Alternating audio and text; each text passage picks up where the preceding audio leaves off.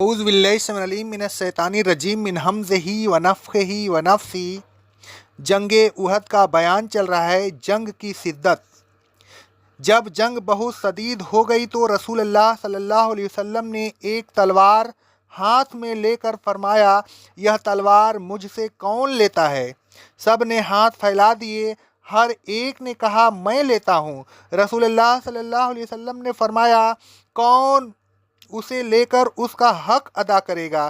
یہ سن کر سب پیچھے ہٹ گئے۔ حضرت ابو دجانہ رضی اللہ تعالی عنہ نے کہا، میں اسے لے کر اس کا حق ادا کروں گا۔ رسول اللہ صلی اللہ علیہ وسلم نے تلوار انہیں دے دی۔ انہوں نے تلوار لے کر کفار پر شدت کے ساتھ حملہ کیا اور بہت سے کافروں کے سر اڑا دیے۔ صحیح مسلم کی حدیث ہے۔ ان شداد اور مصائب کے بعد اللہ تبارک و تعالیٰ نے صحابہ کرام رضی اللہ تعالیٰ عنہ پر تسلی نازل فرمائی۔ اللہ تبارک و تعالیٰ نے صحابہ کرام رضی اللہ تعالیٰ عنہ کی ایک جماعت پر غنودگی طاری کر دی۔ غنودگی سے گھبراہٹ دور ہو گئی اور صحابہ کرام رضی اللہ تعالیٰ عنہ پھر تر و تازہ ہو گئے۔ اس غنودگی کے عالم میں حضرت ابو طلحہ رضی اللہ تعالیٰ عنہ کے ہاتھ سے کئی مرتبہ تلوار گر پڑی، وہ اسے اٹھاتے تھے اور پھر گر پڑتی تھی۔ صحیح بخاری کی حدیث ہے۔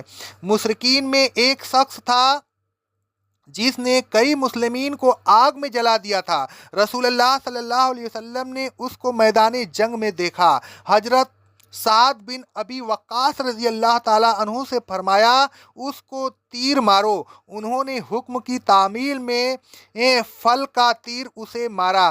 وہ تیر اس شخص کے پہلو میں لگا، تیر لگتے ہی وہ گر پڑا اور مر گیا۔ صحیح مسلم کی حدیث ہے یہ۔ صحابہ کرام رضی اللہ تعالیٰ عنہ کافی زخمی ہو چکے تھے۔ حضرت عائشہ صدیقہ اور حضرت ام سلیم اپنے دامن اٹھائے ہوئے اس حالت میں کہ ان کی پازبیں دکھائی دے رہی تھی، اپنی پیٹھ پر مسکیجیں اٹھا اٹھا کر لاتی تھیں اور زخمی لوگوں کے منہ میں پانی ڈالتی تھی۔ جب مسکیجیں خالی ہو جاتے تو پھر جا کر انہیں بھر لاتی۔ صحیح بخاری کی حدیث ہے۔ اسی طرح حضرت ام سلیت رضی اللہ تعالیٰ عنہ بھی مسکیجہ میں پانی لا کر زخمیوں کو پانی پلا رہی تھی۔ صحیح بخاری کی حدیث ہے۔ حضرت ربیع بنت معوذ اور دوسری مسلم خواتین بھی زخمیوں کو پانی پلا رہی تھی، ان کی خدمت اور مرہم پٹی کر رہی تھی اور زخمیوں اور مقتولین کو مدینہ منورہ منتقل کر رہی تھی۔ صحیح بخاری۔ رسول اللہ صلی اللہ علیہ وسلم بھی زخمی ہو گئے تھے۔ حضرت علی رضی اللہ تعالیٰ عنہ ڈھال سے آپ کے زخم پر پانی ڈال رہے تھے اور حضرت فاطمہ رضی اللہ تعالیٰ عنہا زخم کو دھو رہی تھی۔ جب خون کسی طرح نہ رکا تو حضرت فاطمہ رضی اللہ تعالیٰ عنہا نے چٹائی کا ایک ٹکڑا لیا اور اسے جلایا، پھر اس کی راکھ کو زخم میں بھر دیا۔ راکھ کو زخم میں بھرتے ہی خون رک گیا۔ صحیح بخاری کی حدیث ہے۔ اسی اثنا میں جنگ رک گئی۔ ابو سفیان جو کافروں کی فوج کے سپہ سالار تھے اور ابھی تک مسلم نہیں ہوئے تھے، پہاڑ پر چڑھے اور کہا، کیا اس قوم میں محمد ہیں؟ رسول اللہ صلی اللہ علیہ وسلم نے فرمایا، ان کو جواب نہ دو۔ ابو سفیان نے کہا، کیا اس قوم میں ابو بکر ہیں؟ رسول اللہ صلی اللہ علیہ وسلم نے فرمایا، جواب نہ دو۔ پھر ابو سفیان نے کہا، کیا اس قوم میں عمر بن خطاب ہیں؟ پھر ابو سفیان نے کہا، یہ سب لوگ قتل ہو گئے، اگر زندہ ہوتے تو ضرور جواب دیتے۔ صحیح بخاری کی حدیث۔ یہ سن کر حضرت عمر رضی اللہ تعالیٰ عنہ کی زبان سے بے ساختہ یہ الفاظ نکل گئے، اے اللہ کے دشمن، تو غلط کہتا ہے۔ اللہ تبارک و تعالیٰ نے تیرے لیے اس چیز کو بچا لیا ہے جو تجھے ذلیل کرے۔ ابو سفیان نے کہا، حبل نامی بت کی جے۔ رسول اللہ صلی اللہ علیہ وسلم نے فرمایا، ان کو جواب دو۔ صحابہ کرام رضی اللہ تعالیٰ عنہ نے پوچھا، کیا جواب دیں؟ رسول اللہ صلی اللہ علیہ وسلم نے فرمایا، یہ کہو، اللہ بلند و برتر ہے۔ ابو سفیان نے کہا ہماری مددگار عزی دیوی ہے اور تمہاری مددگار عزی دیوی نہیں۔ رسول اللہ صلی اللہ علیہ وسلم نے صحابہ سے فرمایا تم یہ کہو کہ ہمارا مولا اللہ ہے اور تمہارا کوئی مولا نہیں۔ ابو سفیان نے کہا یہ بدر کا بدلہ ہے، لڑائی مثل ڈھول کے ہوا کرتی ہے، کبھی کسی کا نقصان اور کبھی کسی کا، تم مقتولین کے اعضاء کٹے ہوئے پاؤ گے، میں نے اس کا حکم نہیں دیا تھا، البتہ میں اسے برا بھی نہیں سمجھتا۔ صحیح بخاری کی حدیث ہے۔ مشرکین کا میدان جنگ سے کوچ۔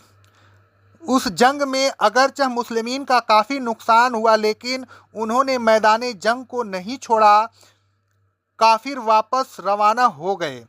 اسی اثنا میں بعض لوگوں نے مسلمین سے کہا کہ کفار لشکر جمع کر کے پھر حملہ کرنے والے ہیں، لہٰذا ان سے ڈرو، لیکن بجائے ڈرنے اور ہمت ہارنے کے مسلمین کا ایمان اور زیادہ ہو گیا۔ انہوں نے کہا اللہ ہمارے لیے کافی ہے اور وہ اچھا کارساز ہے۔ سورہ آل عمران کی آیت نمبر 173 ہے یہ۔ کفار کا تعاقب۔ جب رسول اللہ صلی اللہ علیہ وسلم نے یہ خبر سنی کہ کفار پھر حملہ کرنے والے ہیں تو آپ صلی اللہ علیہ وسلم نے فرمایا کون کفار کا تعاقب کرے گا؟ اگرچہ مومنین کافی زخمی ہو چکے تھے تاہم 70 آدمی فوراً تیار ہو گئے جن میں حضرت ابو بکر اور حضرت زبیر بھی شامل تھے۔ ان لوگوں کے متعلق اللہ تبارک و تعالیٰ نے فرمایا، سورہ آل عمران کی آیت نمبر 172 ہے، جن لوگوں نے باوجود زخمی ہونے کے اللہ تبارک و تعالیٰ اور رسول صلی اللہ علیہ وسلم کا حکم قبول کیا، ان میں سے ان لوگوں کے لیے جنہوں نے نیکی کی اور تقوی پر کاربند رہے اجر عظیم ہے۔ صحیح بخاری کی بھی حدیث ہے، روایت ہے۔ مسلمین کی واپسی۔ مسلمین نے کفار کا تعاقب کیا، کفار بھاگ گئے، مسلمین ان کا تعاقب کر کے اللہ تبارک و تعالیٰ کی نعمت اور فضل کے ساتھ واپس ہوئے، انہیں کوئی نقصان نہ پہنچا، وہ اللہ تبارک و تعالیٰ کی رضا کے طالب رہے، اللہ تبارک و تعالیٰ نے ان پر فضل کیا اور اللہ تبارک و تعالیٰ بڑی فضل والا ہے۔ سورہ آل عمران کی آیت نمبر 174۔ جنگ کا نتیجہ مسلمین کی فتح، کفار کی ہلاکت و ناکامی۔ اگرچہ دوران جنگ مسلمین کو کافی نقصان پہنچا لیکن بالآخر فتح انہیں کی ہوئی، کفار میدان جنگ چھوڑ کر بھاگ گئے، مسلمین میدان جنگ میں ڈٹے رہے، پھر کفار کا تعاقب کیا، کفار کی ایک جماعت ہلاک ہوئی اور ایک جماعت ذلیل اور ناکام واپسی ہوئی، کفار کا زور ٹوٹ گیا۔ آل عمران کی آیت نمبر 141 ہے۔ اقول قولی ھذا استغفر اللہ استغفر اللہ استغفر اللہ۔